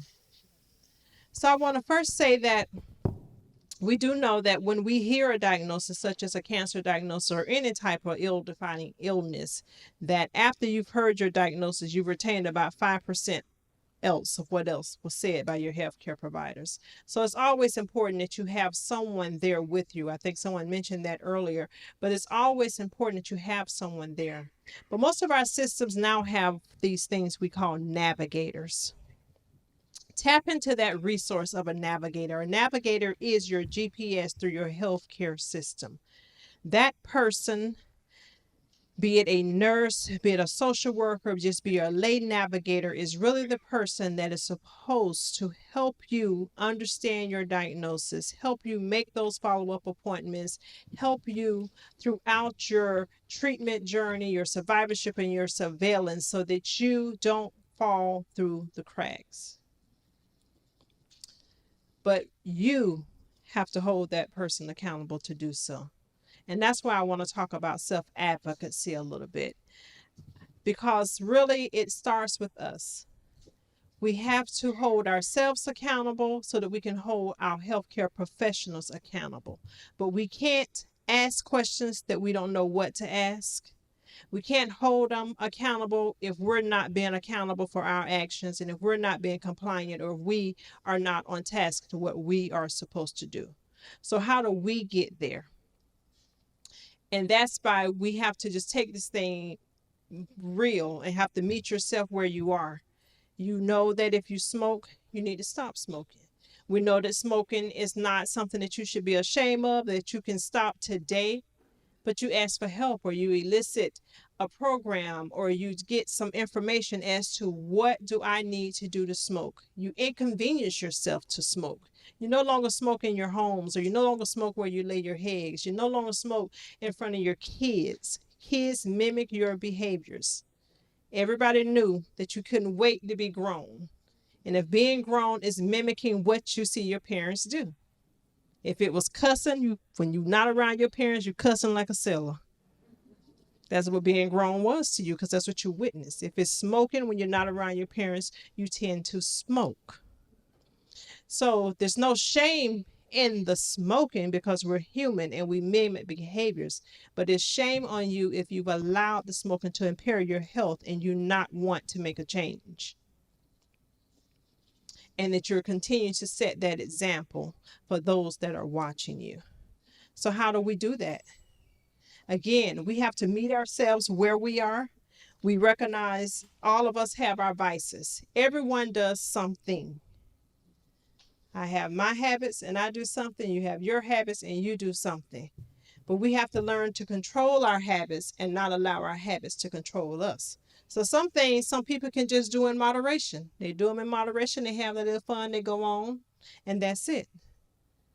Some people can't do things in moderation. Some people have addictive behaviors or addictive genes. So they do it and they can't stop. But you have to know you. You have to know where you are in your journey, what you can and what you cannot do. And then you begin the journey to solicit help, to talk to your loved ones, to say that this is where I am, this is what's going on, and this is what I need to do. Another thing I want to talk about is prevention and screening. When Dr. Fanal pulled up his results, in the state of Michigan, you all have a very high screening rate as compared to other cities and states. But we know that prevention saves lives. So we have guidelines for prevention. And I really want to kind of bring this to the question that the young lady had in the back. When they say that you don't meet any of these guidelines for screenings to participate in these clinical trials, and you know that you've had some exposures, you know that you don't feel right, you know your body is not what it used to be. Like you said, last week you was walking several blocks, this week you can't walk to the end of the street. So advocate for yourself. Don't stop at no. You can't stop at no. If you can't get what you want from one physician, if you ask questions and that physician can't answer those questions, find you another physician. It's that simple. If you can't get screening and you feel like you qualify for screening or you don't qualify based on national guidelines, speak with your healthcare providers, because it's the same test and it's coded differently to be a screening. A screening is a low-dose CT scan. If you feel like you got a chronic cough, if you feel like you have been exposed to secondhand smoke, but you don't meet that age guideline or the screening guidelines, that you're not a 20-pack year smoke history, talk to your physicians. Ask them to start with a basic chest X-ray if you don't want to do the CT scan. Go back, his cough not going away. We got to do something else, doc. You have to advocate for yourself. We cannot take no for an answer. We advocate for everything else but our health. If you think about that. Someone mess with our kids, we Johnny on the spot. Someone mess with our money, y'all know we real about it then. Our coins. But we let people tell us things about our health and we're very passive about it. We complain to others or to people that don't have the ability to do anything about it. But we're passive and we'll continue to go to those same providers that we felt like we can't trust, that we've been mistreated. Why? We don't have to. There's options, or if you continue to go to that provider, you let them know that you're intricately invested and educated in your healthcare journey. This is what is going on with you, and you need answers, and you want tests. And I'm not going to stop calling and aggravating and doing this and doing that until I get some. Sign up for your patient portals. When you have a result, by law, your results have to become on the portal before the doctor can even give it to you. Sign up for the portals. When you have something done, go to the portal and test your results. Something on it looks different or something you don't understand, get on the phone and call. They don't call you back, call them again. They don't call you back, see them in face tomorrow morning without an appointment. That's how we get answers. I tell my patients this every day. My physicians get upset with me, but I say, well, you should have returned the phone call. You should have had the nurse call them. You could have asked me. Somebody should have called them. Because they see 100 patients a day. You're one person. So this is going on in your head. What's going on? Why this? This happened to my sister. This happened to this person. When this happened to so-and-so, she only did this. And medicine is very precise now. And diseases, there are very few that are alike, and they affect everyone differently. So don't judge your healthcare journey off of someone else's healthcare journey.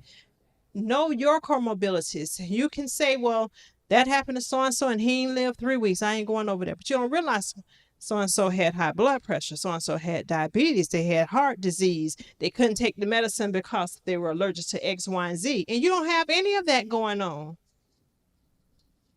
So know yourself, advocate for yourself, speak up for your doctors. And I'm going to also take this opportunity to encourage you to learn more about clinical trials. Nationwide, about 6% of participants for clinical trials are African Americans. So that means all the medicine, all the things that all of us take, from a Tylenol to Advil to cancer treatment drugs, have been tested on people that don't look like us. Think about that. And we expect them to work for us. And we know we're built a little different now. In a lot of ways, about a lot of things. A lot of beautiful things. But if we don't participate, nothing would ever be precisely and specifically for us. For us, by us. We got to participate for it to work for us. If not, we're throwing straws at the wall and hoping they'll stick. And whatever stick, we say, okay, we'll take that next time. We got to participate. We got to get in the game. Put me in, coach. We got to get in the game to play. We want to win the lottery, but if we don't play, we can't win, right? But everybody want to win. But everybody don't play. So it's the same thing with these clinical trials. I'm not saying every trial is for you. I'm not saying that, y'all know, like I said, some creative people in the world. Anything that is going good, someone's going to find a way to try to monetize it, to put a scam on it. But that's why I want you to do your research. That's why I want you to advocate for yourself. If it sounds too good to be true, it's not true. Leave it alone.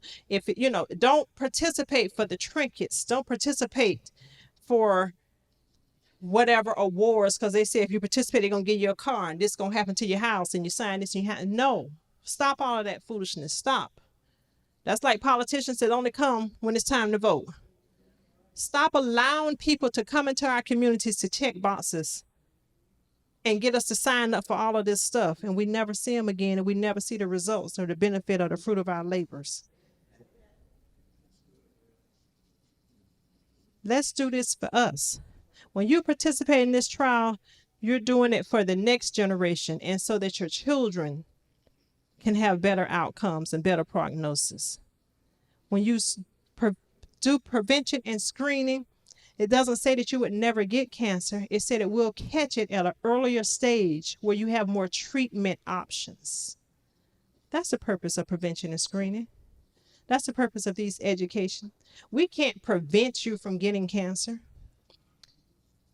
Other than your risk factors, so your social habits can increase your chances. But getting a mammogram every year doesn't say that you would never get breast cancer. It says that I know that there's a tiny spot there this year that wasn't there last year.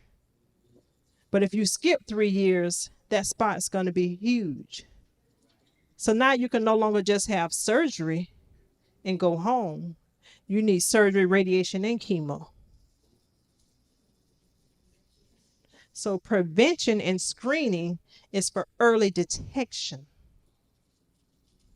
And early detection saves lives. So if I can only leave one thing with you, is that I would encourage us to advocate for ourselves, get control of our own healthcare journeys, get control of our comorbidities. Everything contributes to everything in the body. When you get your diagnosis, if it's with cancer or heart disease and anything else, all the other things that you have gone matters in the treatment that you can and cannot receive. And it delays treatment when we don't seek health care. Everyone should have a primary care physician. That's where it really starts. We have specialists, we have pulmonologists, we have oncologists, but if you don't have a healthcare home, a primary care physician to quarterback your health, you have failed yourself. They should tell you about your nutrition, your yearly screenings, your diet and exercise, so that when and if you ever get these diagnoses, your hypertension's under control, your diabetes under control. If you have heart disease, that's under control. Because if not, remember, Dr. Fanal said the doubling thing. If you come in And we have to do on certain chemos, you have to have certain tests to prove that your heart can stand the chemo. But if you have heart disease and it's been untreated, we got to treat that first. That may take 30 days. Now the cancer has doubled in size. If you got uncontrolled high blood pressure, we got to get that under control first. If your heart or your kidneys are failing, we can't give you contrast to do certain tests. All of it matters. So we need to know what's going on with us and participate when we have the opportunity. And even if you don't participate, learn about the clinical trial and read up on the clinical trials so that we can have better outcomes for ourselves. Thank you all for listening.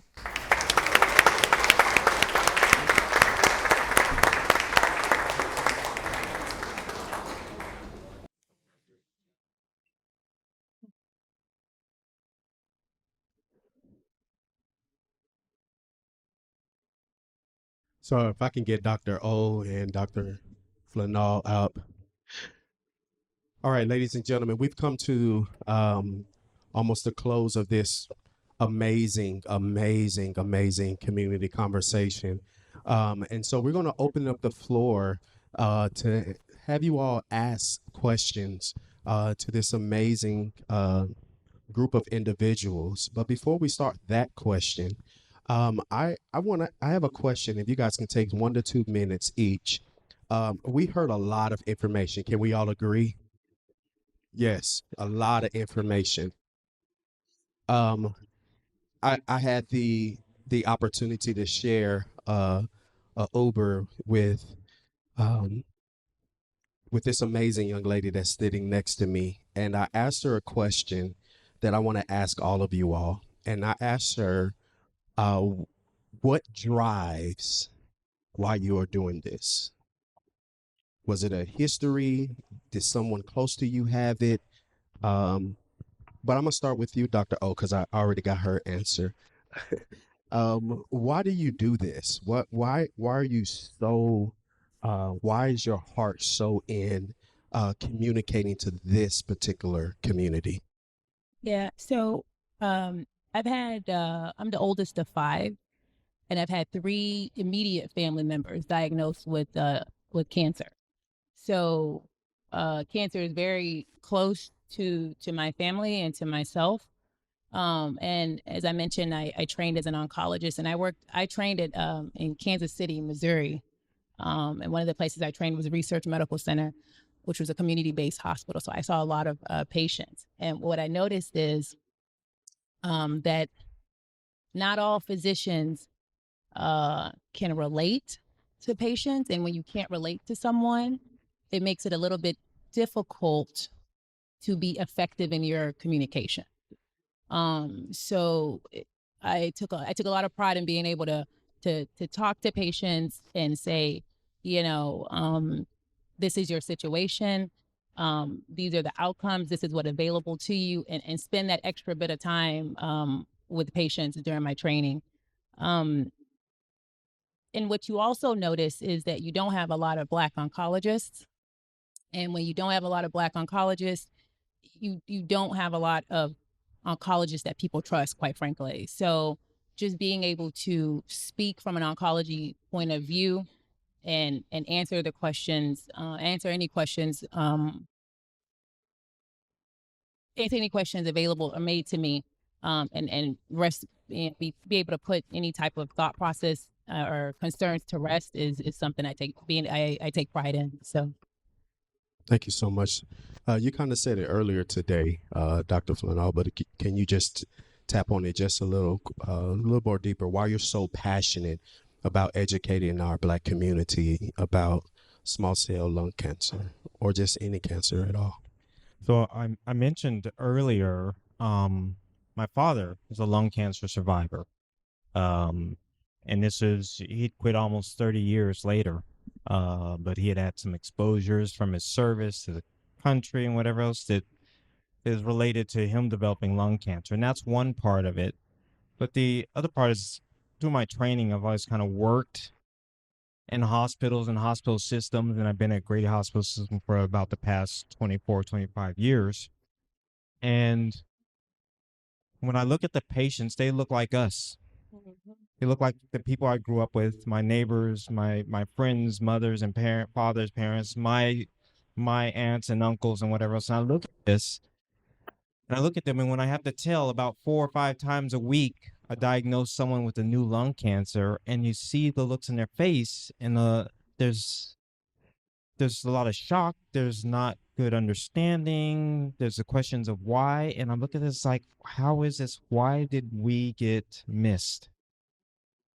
And what would make the difference? And like I said earlier, the thing that makes the difference to get some of these disparities decreased is through health literacy and education. And so that's my goal.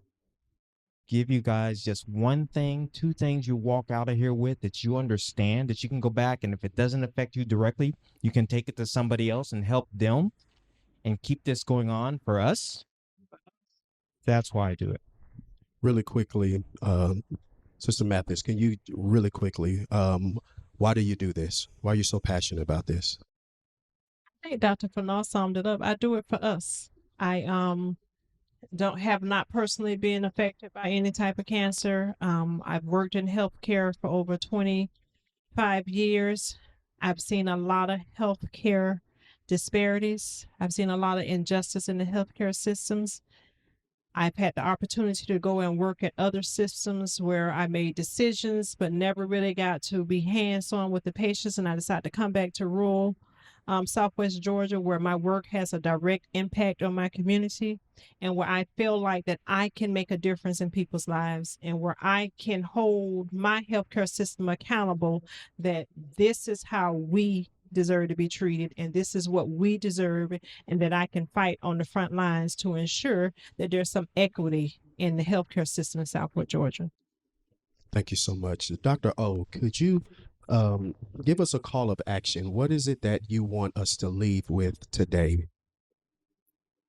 So I think the take home point is that when our clinical trials don't look like the general population, we all suffer. And we really have to be cognizant about ensuring that if we have a diagnosis or we know someone who has a diagnosis or we know someone who knows someone, that we advocate for ourselves, for each other, to get the word out, to take everything that you've learned here today, and participate in those clinical trials. By participating in those clinical trials, or even just having the knowledge of those clinical trials, we add another layer in closing the health equity gap. So we really should, take the knowledge that you hear. You guys got a ton of information, clinicaltrials.org, Dr. Fallon's wonderful slides, and spread it, spread it so that we do for ourselves, and then we can also advocate for ourselves and push, actually close the equity gap. That's the goal. So. Thank you so much, Dr. O. I'll take 1 or 2 questions in the audience. Anyone in the audience? Look, she couldn't wait, boy. She been waiting to ask this question since 5:30. My question is to the doctor. My question is to the doctor. My sister was diagnosed with a COPD, and then they tell her that they see 2 spots on her lungs where they couldn't do a biopsy. And they just go keep her out. 5 years later, they tell her, they give her a test and they say it's 2 nodules now. There's 2 nodules now. So then they do a PET test on her and they say they don't see nothing. Now what's up with that? I told you she was ready. I got you. Baby, I felt it in my spirit. I said she got one from her big toe. She been waiting to ask this question. So let me just, so she has COPD, right? And this is probably related. She's had a smoking history. Okay. And then they did a scan and they saw 2 little spots. Then they did it again and they called them nodules. So that means they got a little bit bigger. I don't know what that time frame was. 5 years. And then they did the PET scan and they said it didn't show any activity, or it didn't show, it went completely away. Okay. So that's actually good. Tell her don't look a gift horse in the mouth now, because cancers usually, if it's a cancer, they don't tend to go away.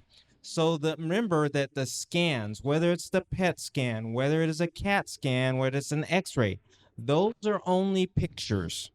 Okay. And so the real way we figure out, is it something, cancer or infection, or is it not, by two things. Either we get a biopsy, we take it, well, three ways. We take it out, or if it's a low risk, it doesn't really look that bad, we get the follow-up scans and see if it goes away. Because if it goes away, there's nothing for us to do. No biopsy, no surgery, nothing. Good, go out there. If it stays the same, we might watch it to see if it's going to have any bad activity, or if the PET scan shows it. If it gets bigger, we got to move on it. But the important thing that we've heard from Ursula and then is that you've got to keep up with these. If they see something, don't let it ride. Go back and get the follow-up. When they say come back, you go back. Don't be afraid of the results or whatever else, because you're in it already. You might as well get ahead of it. Do we have one more question?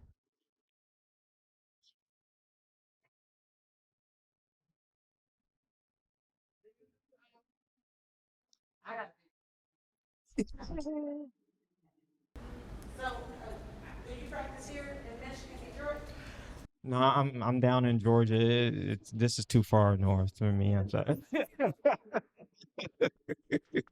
No, but are you looking for someone, a lung doctor here? Okay, because I know a few people at Henry Ford. We can talk later if you need to.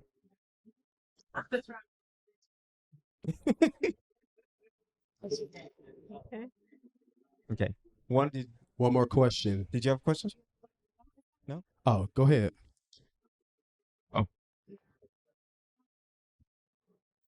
Hi, my name is Betty, and I wanted to know if you have emphysema, would that turn into lung cancer? So emphysema won't turn into lung cancer. Emphysema is the same as when they say COPD, right? And it is cause damage or destruction of parts of the lung because of tobacco smoke. Remember I said that something about African Americans, they're more susceptible to the bad effects of tobacco smoke, right? So it can destroy the lungs, but it's not necessarily the cancer. But if you do have it, it's really important, one, to work on stop smoking so that damage stops is one thing. And then to keep up with the medications and the treatments so you don't end up in the hospital because this COPD exacerbation or the emphysema exacerbations keep you coming back to the hospital. Because we looked at our patients that come into the hospital quite a bit because their COPD is not controlled, and that does give you a higher risk of developing lung cancer. More questions? Okay, I'm a survivor of thyroid cancer and most recently breast cancer.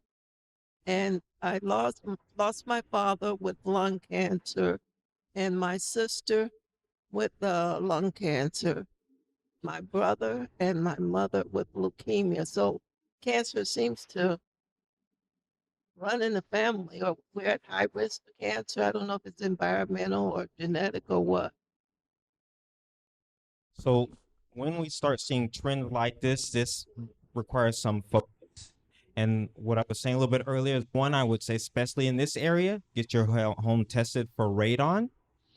And then now it sounds like she has multiple. Yes.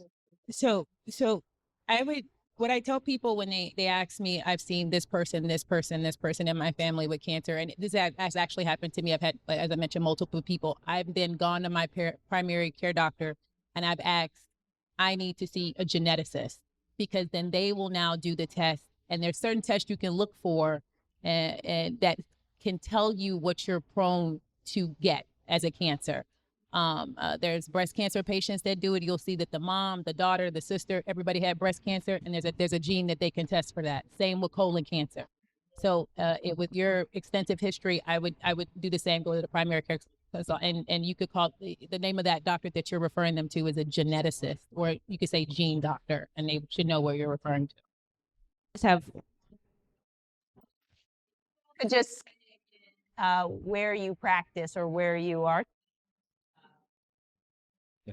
So I am at Morehouse School of Medicine in Atlanta, Georgia.